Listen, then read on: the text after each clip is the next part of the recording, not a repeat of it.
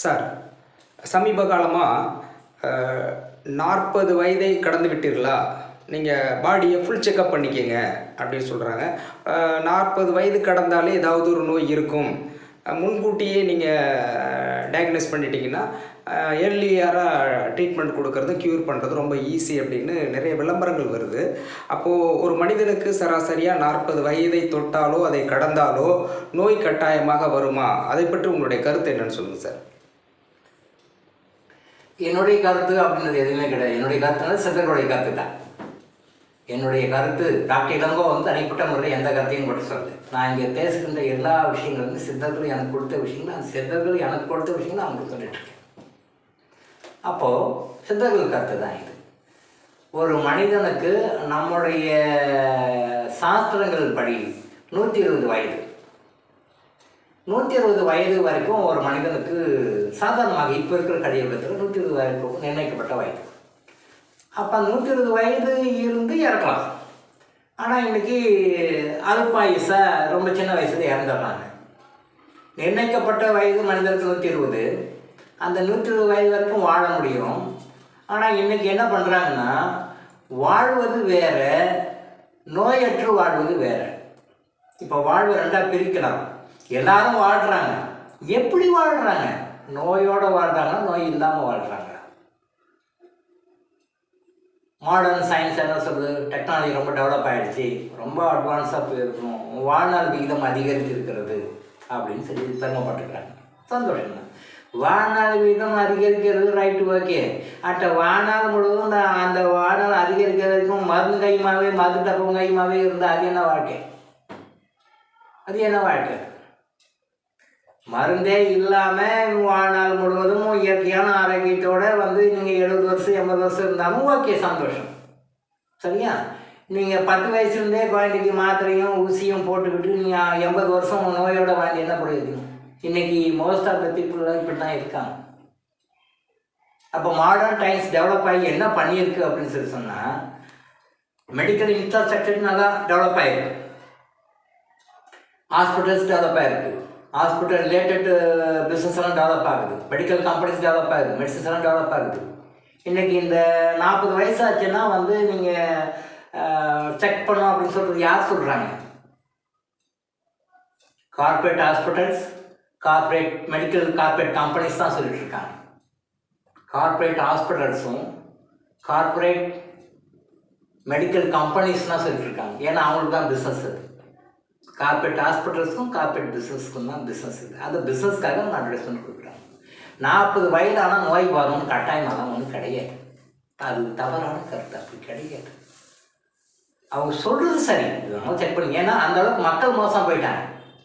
நான் மெடிக்கல் கம்பெனிஸையோ டாக்டர்ஸையோ ஹாஸ்பிட்டல்ஸையோ நம்ம குறை சொல்கிறது, அவங்க இருக்கிற நடத்துக்கு சொல்கிறாங்க. பட் அந்த அளவுக்கு நாம் ஏன் போகிறோம்? நம்முடைய வாழ்க்கையில் நாம் பண்ணுகின்ற தவறுகள், நம்முடைய அறிவு குறைவுன்னு சொன்னோம். நாம் அறிவார்ந்த ஜீவிகளாக நாம் நினைத்து கொண்டு நாம் முட்டாள்களாக இருக்கின்றோம். நம்முடைய வாழ்க்கை எப்படி வாழணும்னு தெரியலை. இதனால் நமக்கு சீக்கிரம் நோய் வருது.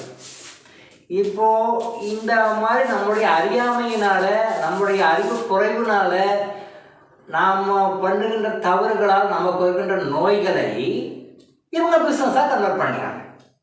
அது நம்ம அவங்கள குறை சொல்ல முடியாது. ஐயோ டாக்டர்ஸ் இப்படி சொல்கிறாங்க, கொள்ளடிக்கிறாங்க, டாக்டர்ஸ் இப்படி பண்ணுறாங்க, கொள்ளடிக்கிறாங்க, மெடிசன்ஸ் கம்பெனிஸ் எல்லாம் இப்படி கொள்ளடிக்கிறாங்க அப்படின்னு நம்ம அவங்கள குறை சொல்ல முடியாது.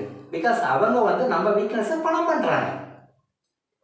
40 வயசில் நோய் வருது, நீங்கள் எங்கிட்ட வாங்க, நாங்கள் சரி பண்ணுறோன்றாங்க. சரி பண்ணுறாங்க அப்புறம் பிரச்சனை. பட் 40 வயசு நீங்கள் வாங்க, என்கிட்ட மெமோகிராம் டெஸ்ட் பண்ணுங்கள், சுகர் டெஸ்ட் பண்ணுங்கள், இந்த டெஸ்ட் பண்ணுங்கள், அந்த டெஸ்ட் பண்ணுங்கள். 35 வயசுக்கு மேலே போச்சுனாலே உங்களுக்கு பிரஸ்ட் கேன்சர் இருக்கா செக் பண்ணிக்கோங்க. அட்வர்டைஸ்மெண்ட் வருது. ஒரு ஃபேமஸான நடிகை ஆடு கொடுக்குறாங்க. 35 வயசு ஆச்சுன்னா கேன்சர் வந்துடுமா?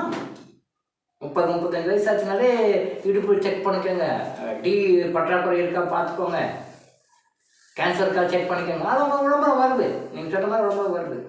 ஏன் வருது? நீங்கள் அந்த மாதிரி இருக்கிறனால தான் வருது. அவங்க பிஸ்னஸ் கன்வெர்ட் பண்ணுறதுக்கு நீங்கள் சான்ஸ் கொடுக்குறீங்க. நீங்கள் இயற்கையாக நேச்சுரலாக இருந்தால் 120 இயர்ஸ் வரைக்கும் கேஷுவலாக இருக்கலாம், எந்த நோயும் வராது. நம்ம வாழ்க்கை நடைமுறைகளில் முறையாக கடைபிடிக்க வேண்டிய ஆரோக்கிய விதிமுறைகளை நம்ம ஃபாலோ பண்ணாததுனால நம்ம இந்த வயதில் நோய்களாக உண்டாகும். ஸோ இப்போ நோய்கள் ஒரு காரணம் வந்து நம்ம தான் காரணம், நம்மளுடைய அறியாமை தான் காரணம். நம்ம இதை சரி பண்ணுறோம்னா 40 வயசு இல்லை சார், நீங்கள் 80 வயசானாலும் கண்ணாடி போட மாட்டான், 80-90 வயசானாலும் உங்களுக்கு சுகர் பிபி வராது, நார்மலாக இருக்கலாம், ஹாப்பியாக இருக்கலாம். அப்போ எப்படி சார் இறக்குறது? ஒரு மனுஷன் பிறந்த மனுஷன் இறந்தானே ஆகணும். எஸ், உண்மை. மனிதனுக்கு பிறப்புன்னு ஒன்று இருந்தால் இறப்புன்னு ஒன்று உண்டு. அந்த மனிதன் வந்து பிறந்த பிறகு அது இறப்பே இல்லாமல் அடுத்த உயர்நிலைக்கு போகிறது வந்து சித்தர்களுக்கு மட்டும் தெரிந்த ஒரு பெரிய பிரம்ம ரகசியம். அது அந்த ரகசியத்தை ஃபாலோ பண்ணி போகிறவங்க ரொம்ப கம்மி. நம்ம அந்த லெவலை பற்றி பேசணும், அது ஐஎஸ் லெவல், அது வேண்டாம், நம்ம நார்மல் லெவலுக்கே பேசணும். அப்போ நார்மல் லெவலுக்கே பேசும்போது நோய் வந்த பிறகு ஒரு மனிதனுக்கு உயிர் போகணுன்றதெல்லாம் கிடையாது.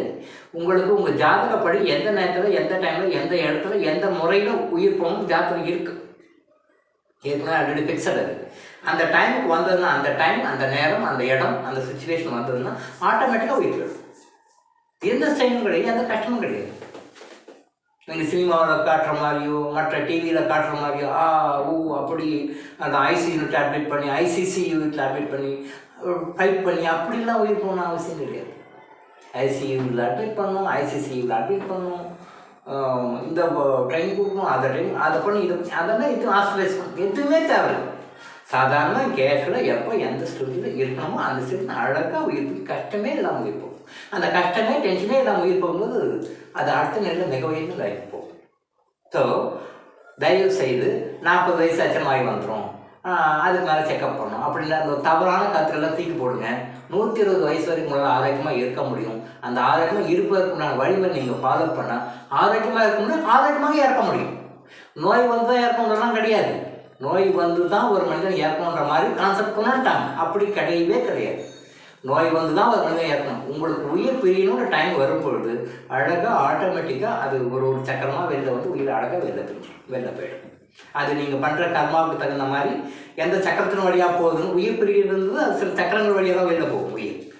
அந்த நீங்கள் புண்ணிய கர்மா பண்ணிங்கன்னா அது ஒரு மாதிரியான சக்கரம் வழியாக போகும். நீங்கள் பேட் கர்மா பண்ணிங்கன்னா அது ஒரு மாதிரியான சக்கரம் வழியாக போகும். அது நீங்கள் கர்மா உங்கள் லைஃப்பில் எப்படி பண்ணியிருக்கீங்கன்ற பொறுத்து அதுக்கு தகுந்த மாதிரி உயிர் பிரியும். அந்த உயிர் பிரிகிற முறைகள் வேறு, அது பெரிய விஷயம். அதுக்கு பின்னாடி நம்ம சொல்ல பேசுவோம். ஸோ தயவு செய்து இந்த வயசில் நோய்கள் வந்துருன்ற அந்த கான்செப்ட் தூக்கி போட்டுருவோம். எந்த வயசானாலும் ஆரோக்கியமாக இருக்கலாம். இறப்புக்கும் நோய்க்கும் சம்மந்தம் கிடையாது. இறப்பு வேறு, நோய் வேறு. நம்ம அது ரெண்டையும் மிங்கிள் பண்ணி போட்டு பழகிக்க மாட்டோம். இதை பற்றி மோர் டீட்டெயில்ஸ் வேணும்னு போது தொடர்ந்து நம்ம சீரியலில் பார்த்துட்டு வாங்க. அதை பார்க்கும்பொழுது உங்களுக்கு தெளிவான விஷயங்கள் இன்னும் தெளிவாக கிடைக்கும். உங்களுக்கு டாக்டர் இளங்கோ ஆயுஷ் வழங்கும் விழிப்புணர்வு இது.